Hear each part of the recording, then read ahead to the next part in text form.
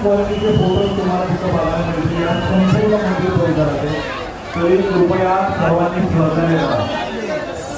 हाय रेंजचे क्वालिटीचे फोटो आणि तुमच्या मोबाईलवरच्या कॅमेऱ्यामध्ये फोटो खूप जमीन आसमानचा फरक आहे.